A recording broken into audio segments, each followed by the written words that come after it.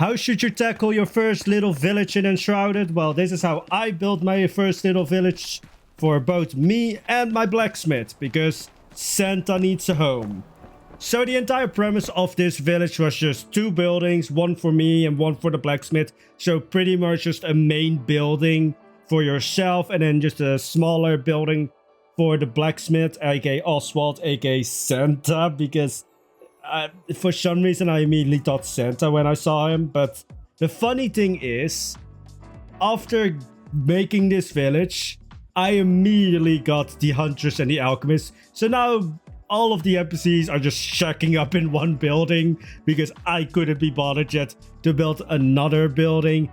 And the place that I built this in, this is the area by the bridge in the starter area. So it's like off to the right side. You used to have those tents there. I just took those down. It's pretty much the same area where I built the other builds, but just on my own server, or my private server, because I have one for the nerds crew, and then I also want to build by myself. Well, I don't have a server. Well, anyways, let's move on. But with the idea for the main building was just rectangle, add another rectangle so that you basically have a cross, and that's it. A lot of buildings that I make are just rectangles. I mean, it makes sense because realistically most buildings in real life are also rectangles. But I made it first completely out of stone. I also really hate that just in the video that one tree is just there. So whenever I build the staircase, I eventually take the tree down, but it's just there for a long bit. But when it comes to the staircase, this is the same idea as with the last build, where it's just you have the staircase and then the support for the staircase underneath it is set back 1 block. And that's also a great, that's one of my tips for building in Enshrouded, is just add dimension by having things on different layers. It's kind of like how I would approach building in Minecraft, where you're yeah, you have your main blocks that form the building, and then you have your outside blocks that are there to create accents and create the details and such. And also just have multiple types of blocks. Now the funny thing is, so the first rectangle, the one where you also have the entrance and such, I wanted to have it be the kitchen. So I made the chimney out of the flint stone and had the nice little chimney, and then a space in front of the chimney that's also that flint stone. And then later on I decided, yeah, let's make this entire section flint stone because it looks a bit better than the actual stone. Because the flint stone just looks a little bit more like it's supposed to be there. It doesn't look like it's just stones that were heaped together. It kind of looks like, oh yeah, you put time into it, just from the appearance of the block. I'm not saying oh, if you use the stone blocks, you don't put time in it. It's just the appearance of the block, because it's so irregular appearance of just round block or round circles on the ground. But yeah, I always like to do this with the chimneys, just have that area in the front that's stone, because realistically for me that makes sense of oh yeah, it's a chimney, there's going to be sparks. You need to have a stone floor in front of it, because if it sparks and you have a wooden floor, then you have the biggest bonfire in your life. I wish I could make, well, actually I could make chimney guards probably. You know, the guards that in front of an open fire chimney or fireplace, where it's yeah, you know, don't get too close, otherwise you will burst into flames. Which I think was a problem in Victorian area, or around that time where they... Anyway, let's move back to the build. But anyways, so as I said, the main building is basically just a cross. So it's pretty much one rectangle intersecting onto another. Now how do you call this? Well, the kitchen rectangle is the one where also the bedroom is going to be on top. And then the other rectangle, which is living room, although it has the dining table. But the other rectangle, that's going to be one floor, like only the ground floor. And so the kitchen rectangle is going to have 2 floors, like a ground floor and a first floor, which is then going to be the bedroom. I did also like the same thing with the stairs as I did with the kitchen floor. I first made it out of just stone blocks, and then I decided it's going to look a lot fancier if I use the flint blocks. And I didn't want to make like the entire building flint, because at this point I didn't want to make this like a fancy building. This is like a starter village, and so with flint blocks at the beginning you have to kind of, you know, mine for them, whereas stone you will pretty much have an endless supply of. And also because I didn't have like access to any of the later game blocks, it was like, all right, flint blocks are going to be the accent piece, which is so that they are the blocks that make it so that it stands out more. And if I make the entire building out of flint blocks, then the accent blocks would be stone, which for accent pieces, the flint blocks just work a lot better. But anyways, I wanted to also have just like a chimney in every room, because it just feels cozy.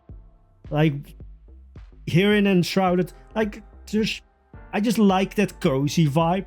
So I also don't really like building mansions so far, just because the larger a space is, the more time you need to like make it feel homely. And with a smaller space, it's a lot easier to make it homely. Anyways, so back to the actual building. So when it comes to that like cross section of the 2 rectangles, I made it that it sticks out on one side so that you don't get like a T shape, but it's a cross shape. And I wanted to have like, I don't think you can call it a dormer, what is it called? Like, I forgot the word for it, but I just made it extend a little bit out just to get a more dynamic shape. And then also just, you know, it gave the kitchen some more space, and it's made for like a nice seating area. But I also, this is funny, I think the fire, what is it called again? Like the flame shrine, I moved that thing I think 3 times, because as you can see, I added another of those like extending windows. I forgot the word for it. Maybe later I won't remember the word. But I added one more of those here. Again, just to break up the rectangles by adding more rectangles, because that obviously is the way to go. Now, the thing is with this build is that I pretty much changed all of the floors. Like I already mentioned the kitchen, but I also changed the floor in the living room. I hope that it came across that I did the quotation marks, even though you can't see those things, because there's no, like, you know, camera. But I changed the floor in the living room as well to wood, just because it sounds a lot better. Like, this is a really weird thing to be like, oh yeah, I changed the floor because of that. But it sounds a lot better when you walk across it, because it doesn't have that like sort of sound. It sounds like wood. And also it just gives a nicer color, because otherwise this building, like even with the flintstone, it would just be a lot of gray. So I was just like, yeah, we're not going to do that. Now the roof is an absolute mess, I'm going to say that, but the floor is really nice. It gives a little bit more of a homely vibe because of like the brown color and such. And yes, this village was immediately just made like completely superfluous, I think is the right word.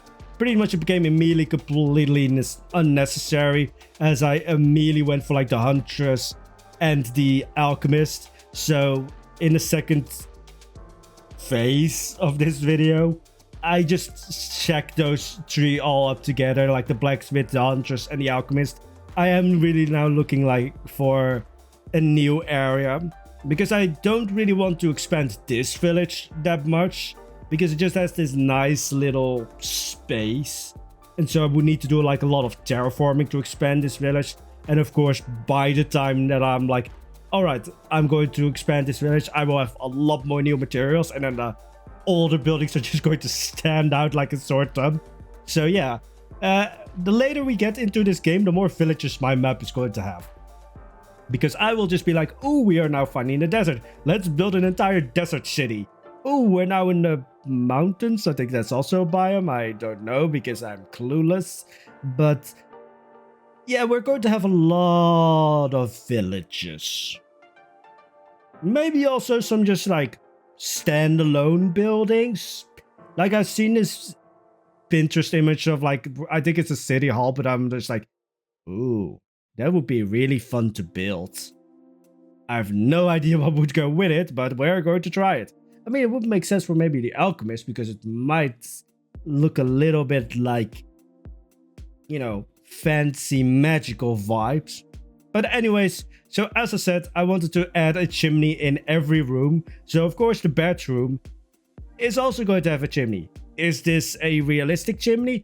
I don't know. I did model it after a Victorian chimney. I don't know why Victorian stuff is the big thing in this video, but it makes kind of sense. I mean, well, not for this video, but like with the chimneys and such.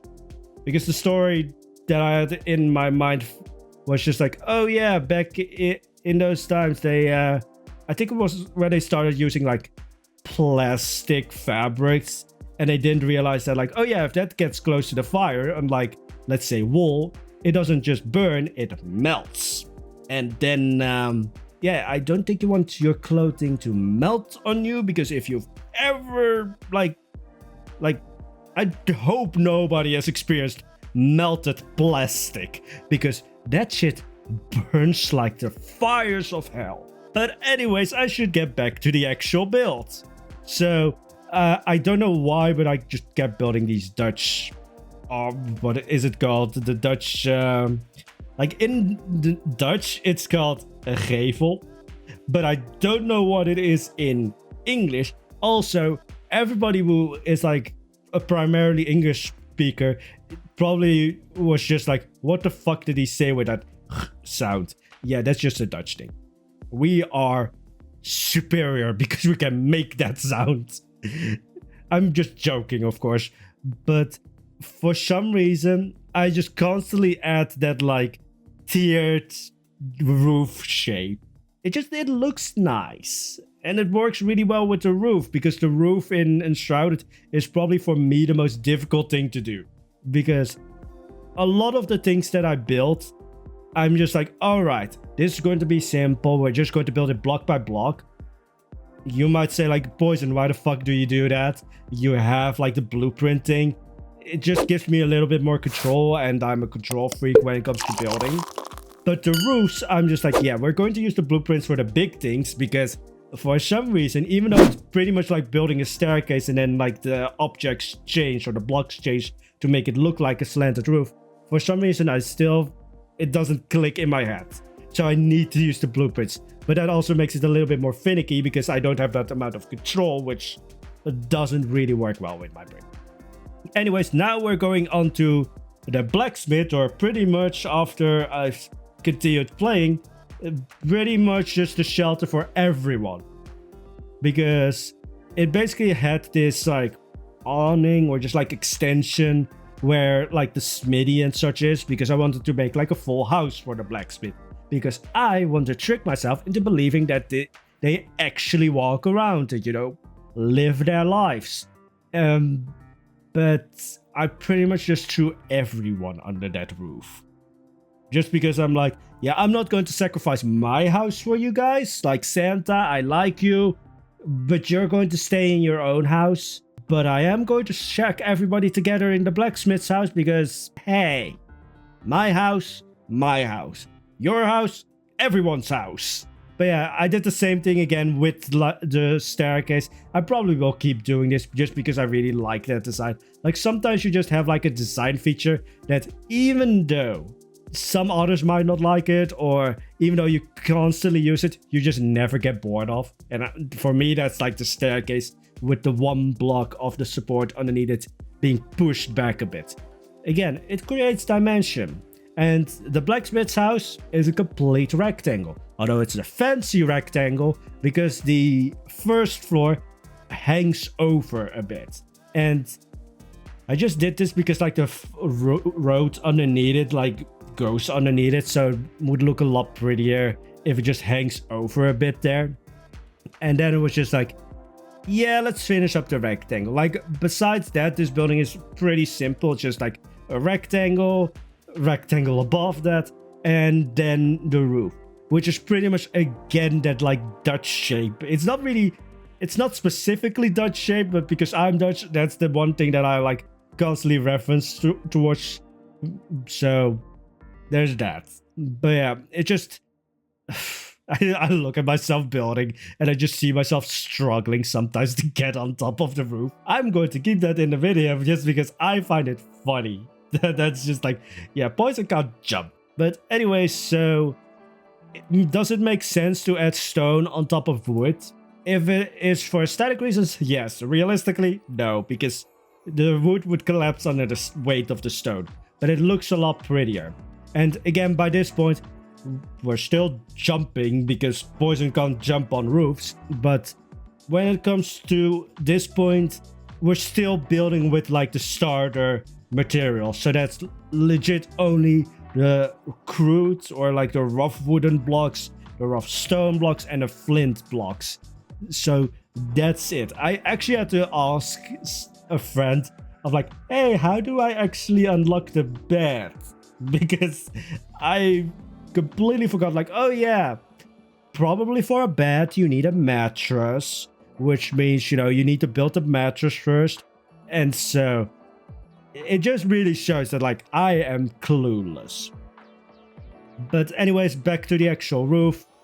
I mean, it's a simple roof. It's just the same thing as the other one.